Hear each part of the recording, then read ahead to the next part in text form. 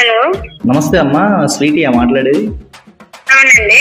మీ ఇన్స్టాలో రీల్ చూసి మీకు బాగా ఫ్యాన్ అయిపోయాడంట. వాడు తిండి తిప్పలు మానేసి పిచ్చోడు అయిపోయి ఏం చేయాలో తెలియక నా దగ్గరకు వచ్చి వశీకరణం చేయమంటే మొత్తం రెడీ చేసుకుని కూర్చున్నాం వశీకరణం చేయడానికి. ఏం మాట్లాడుతున్నావురా? నరాలు కట్ అయిపోయింది. వాడెవడు నువ్వెవడరా నాకు ఫోన్ చేసి వసీకరణం చేస్తాను, అది చేస్తాను, ఇది చేస్తాను అంటున్నారు. మైండ్ దబ్బిందెట్ట. 2 నిమ్మకాయలు ఉన్నాయి, లవంగాలు, యాలకులు మొత్తం ఉన్నాయి. ఏంటంటే అన్ని కలిపి పచ్చడి వేసుకొని తినైతే నాకెందుకు ఫోన్ చేస్తున్నావు?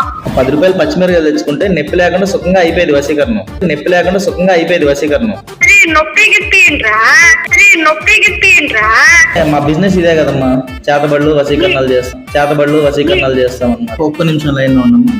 ఆ నిమ్మకాయలు బద్దలుగా కోసి ఒక బద్ద మీదేమో స్వీటీ అని రాయి, ఇంకో బద్ద మీదేమో రవిశంకర్ అని రాయి, 2